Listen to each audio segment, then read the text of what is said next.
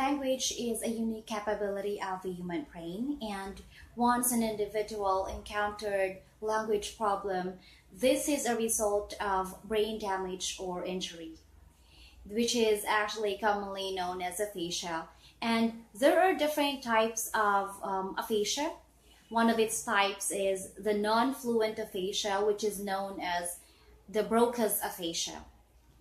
And the Broca's area of the brain was named after the scientist Paul Broca, who treated a patient who could only produce a single syllable tan, T-A-N, tan.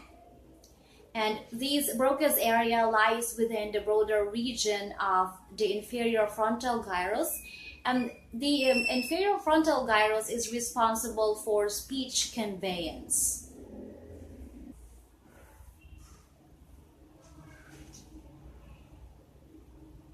So once Broca's area will be damaged, it is expected that the language production of an individual will surely be then affected. And a person who has a Broca's aphasia shows a slow, laborious, and non-fluent speech. This is a difficulty in saying the first sound in a word or first word in a phrase, along with excessive effort during the speech. There are often unusual pauses within or between words that are spoken with awkward intonations and stops in speech. And Friedman insinuates that the speech area that suffers most individuals with Broca's aphasia is the person's syntax. As we all know, syntax is the grammatical structure of a sentence. And once a person who has Broca's aphasia, he or she loses his or her ability to produce syntactically well-formed sentences, which is commonly known as a grammatic aphasia.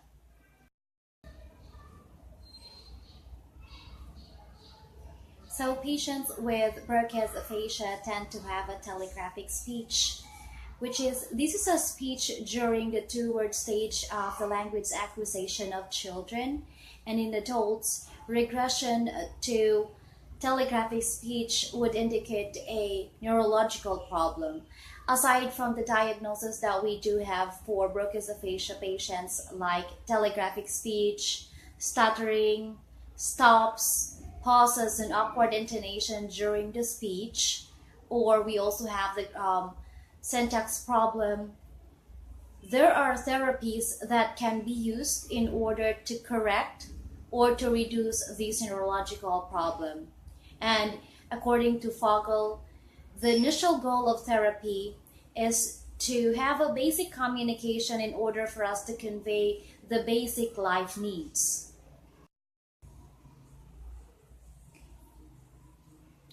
There are two commonly used therapies for Broca's aphasia patients.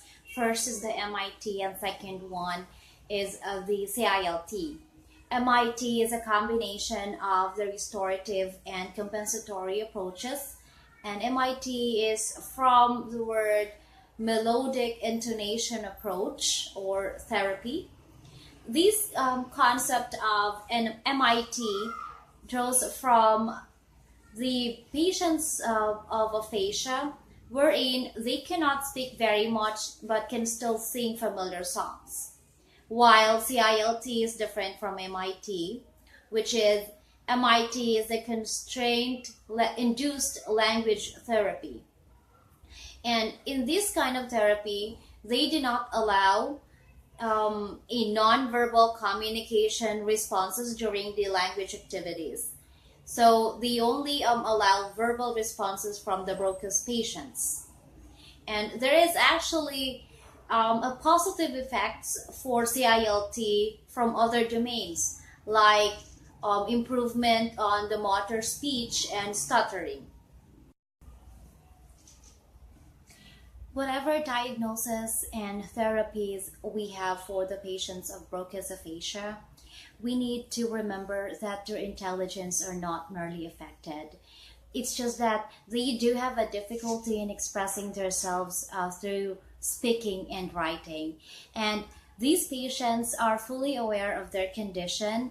So what we needed to do is to be patient to remember that they're humans too who needs an attention, and we needed to have a collaborative effort together with the parents and with these patients.